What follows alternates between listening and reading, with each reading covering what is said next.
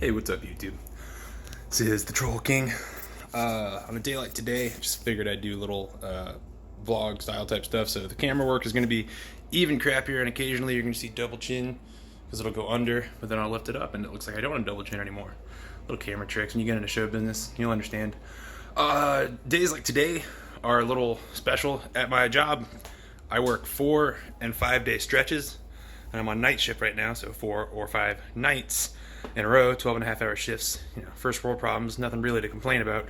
But on days like today, it gets a little stressful because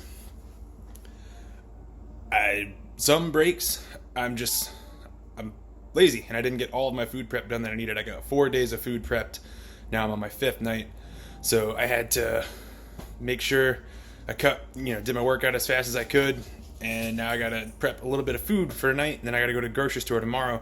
At this point in our progression season, not off season, because there ain't no off season, which is on, always on the gas. I am on 10 ounces of protein for 4 of my meals for the day, which is a lot. It's more than I've ever eaten, and it's a lot of meat to be going through. So unfortunately, the amount of meat that I used to use for like a 5 or even a 6 day stretch just isn't stretching as far as it should. So it's a little adjustment, but it's part of it. I got home at around 6:45, and usually I'm in bed by around 7:10. See, I'm doing that with my hand. So I wake up at 1:30, so I get either right at 6 or just over 6 hours of sleep, which Arnold says is fine. Sleep faster is what he would say. Get up, I eat my breakfast. On a normal day, I like to eat and then let it digest for about an hour and a half, and then go and work out. On a day like this, where I have to work that night, it's just part of the game, baby. I have to eat, and then I give it about 15-20 minutes. So my breakfast isn't super heavy. It's 2 Eggos, low-fat Eggos, and a protein shake, so it's pretty quick digesting. It's ISO kind of deal, but still. But I just eat, and then I have to work out. And sorry, I know it's gross. With the workouts I'm doing right now, I can usually get a good one. Any muscle group other than possibly legs, I can get a good workout in about 35-40 minutes. So that's not bad. But then I have to come up. Today, normally I would shower, just have my post-workout shake and kind of chill for a bit. But today, I got to do a little cooking. So every day, I always make my rice fresh, because I used to do food prep like for everything else. So I would cook like days of rice at a time, and as much meat as I was cooking, I would cook rice for that amount of time and put it in the fridge. But honestly, it gets gross after like 2 days. It's crispy, it's disgusting, it's not fluffy anymore. So regardless of what the schedule is, because rice doesn't take very long, so I just use a rice maker or a rice cooker, I always make my rice fresh every day. So this is the rice. It's sushi rice that you get at Costco. When I first started getting sushi rice, Fuad Abiyad kind of showed me that, because I ate jasmine for years. Jasmine was the only rice I would eat. And then when I first moved up here, I started watching Fuad Abiyad videos, and he had this sushi rice called Lundberg or whatever, Lundberg Farms. You probably heard of them. And they are delicious, but they are fucking expensive. They will break your bank. It is really expensive rice, and it's not that much. So I was like, Jesus. But, I just kind of made the sacrifice. But then once I saw they had it at Costco, not bad, 15-pound bag of rice for, $20 or something. So, and it's still sushi rice. So it's not quite as good. It's not the same quality, but still really good. But anyways, flip back around. I got my cup that came with the rice cooker. It's not an actual cup. It's just a rice cooker cup. So I get 1 cup. And then this is not technical. I just kind of, for the amount of rice I need, I usually go maybe just over half. Usually I'll come out with some remainders, but not a big deal. So, got the rice in there. Let's sit you up here so I can just do something. And the other thing that we do that is super cool, I think, is bone broth for one of the cups of what would be just straight water. This is going to give it a whole different texture, and for a lot of super technical reasons that I actually am not super boned up on. Get it? Boned up on bone broth? You guys are, I got you. It helps digestion somehow. And so much of what you do in bodybuilding, weightlifting, any of it, is going to be anecdotal evidence, which means I can't quote you a PubMed study or some, long experiment that showed scientifically that was the deal. It just works. I don't know. When I don't have this, if I run out of bone broth, I'll usually try to put like some oil, like an avocado oil or sunflower oil in there, and it's still pretty tasty, but it is different. I'm not a huge fan. So all I do is I put that bone broth, water, and some ground ginger. I'm in Minnesota now. We don't have Publix, and I kind of miss it. But anywho, so got that in there. Give it a little shake. Put it in. Super simple. Power. White rice. Bam. Hey guys. Okay, so the next part, what I would not normally have to do before work, I prepare my chicken.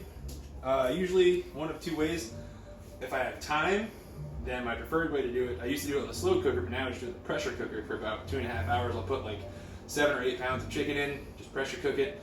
Because with the pressure cooker, on that amount of time, you get the same textures you would with a slow cooker. I can just pinch it with tongs, and it kind of disintegrates and falls apart and shreds. And the shredded, I like the best because you'll hear me use the word digestion over and over. I digest that a lot better. But when I'm short on time, I don't have 2.5 hours, I use, it's the Ninja Foodie. If they want to sponsor me, that'd be awesome, because I use this thing constantly. Because it's an air fryer, pressure cooker, and slow cooker, but when I'm short on time, I air fry. In this process, I've seen like people from other countries or different states or whatever, the chicken they get at their Costco, it doesn't seem quite as disgusting as the stuff that I get here and in South Carolina. Super slimy. This is super, and it's good. I've never gotten sick, and it's tasty. But something about Costco chicken, my wife will attest, it just always has a funk. I'm not entirely sure what the deal is. So, just got a line. This is one square left over. I'll show you the full package here in just a minute. You see all that slime? Straight up disgusting. Hand off for a minute. So, got the full thing of 7.5 pounds right here. So when I have to just air fry, snip this little tape. I find it convenient, and I'm assuming they did it this way intentionally, because it's supposed to be, this is probably supposed to last the family a really long time. My fat ass eats it in like not even a full week anymore. So cut off my one little square, and there we go. It takes, I learned last time I had to do this, 2 of these squares to give me 2 meals of 10 ounces of chicken each. So I just slap it on in, give it a little smush to the best of my ability. I want each of these to be touching the actual bowl and not just like be stacked on top of each other, because I'll show you when I open it. I don't know, I'm probably doing this wrong. If I had more time, maybe you wash it off, do stuff like that. You see a lot of pros. I didn't wash my hands. This is a gym towel that I just used because I just worked out. So I'm not worried about getting dirty because I'm going to wash it anyways. My wife is filming. I wanted her to know that. She didn't think I was just using her dishwashing towel. Spray some Chosen Foods avocado oil spray. Just get a little, so they get a little bit of crisp on the top. And my wife got this stuff. Well, I don't know. Where'd you get this stuff? Tastefully Simple. Tastefully Simple. Citrus herb seasoning, for whatever reason, tastes bomb on chicken. Specifically. So I shake a bunch of this on here. a bunch.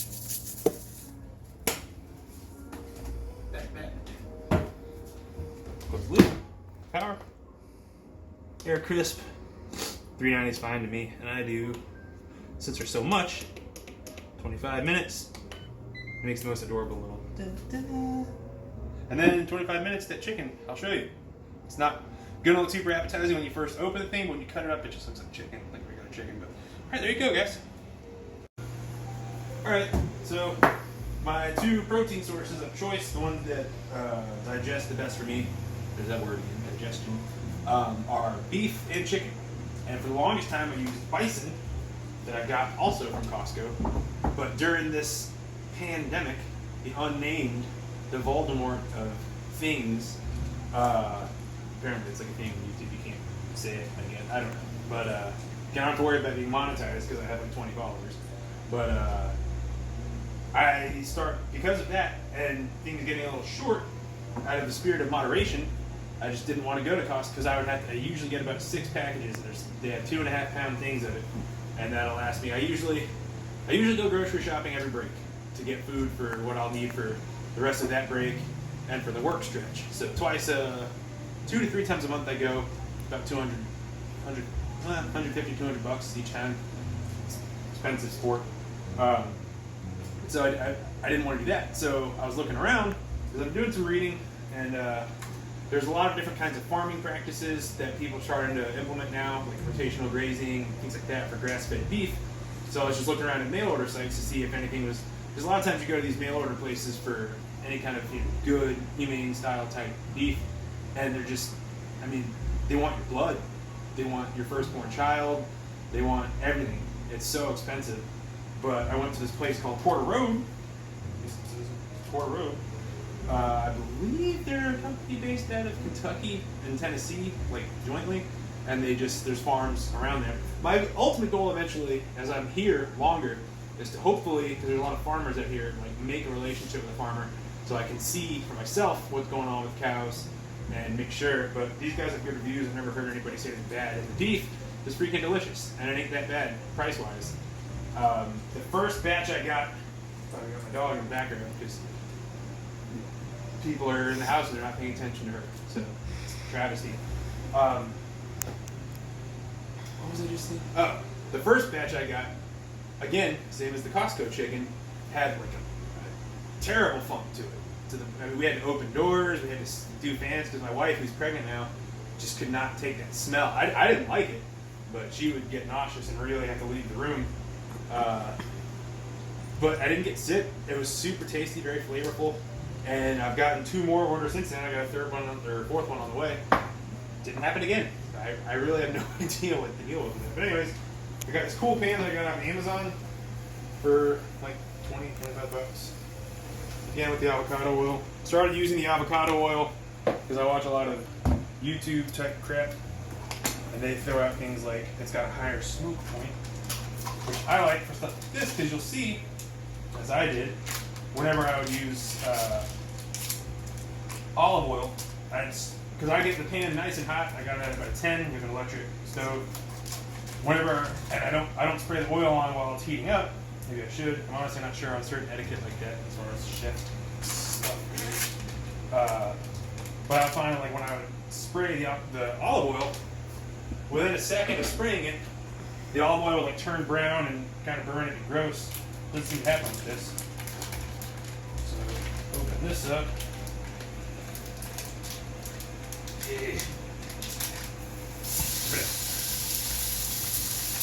And me, personally, I like to char my beef no matter what, unless I'm having like an off-plan meal like a steak, which is obviously different. With ground beef, there really is no variety. I brown it. I put it in a skillet. I let it sit there for a minute or two to get the char on the side, and then start, just because I feel like it gives it a better texture. If you just brown it without any char or anything like that, less flavor, it just feels moist, there's no real texture to it. But yeah, I just do it like this because it's delicious. It's just red meat, and I feel really lucky because I randomly, as I got into the sport, realized a lot of people don't do well with red meat, and it just seems to agree with me. I've never had an issue. But anyways, I'll show you when it's all done, guys.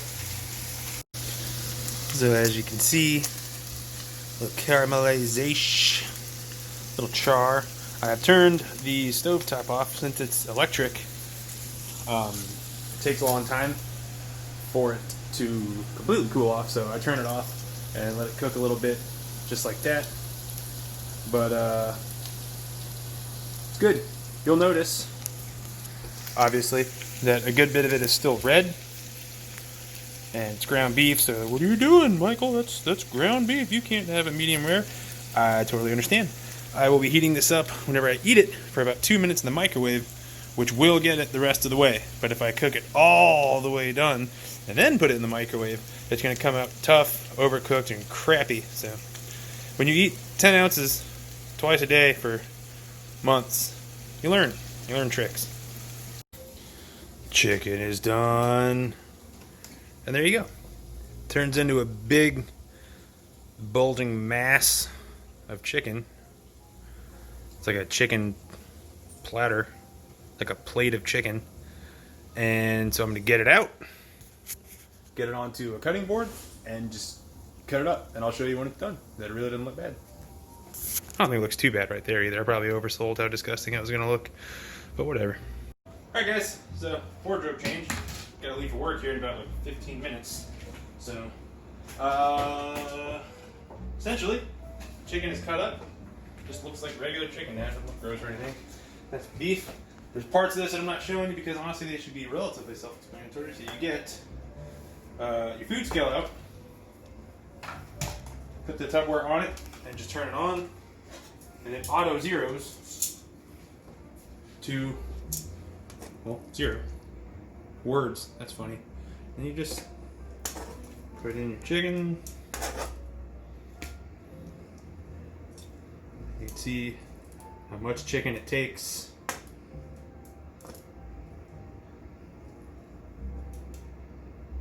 Four is a little much. 2.1.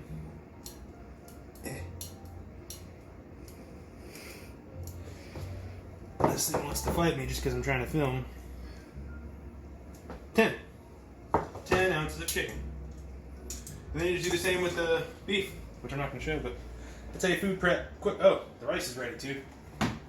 It's super easy, but as you can see, nice and delicious. Alright guys,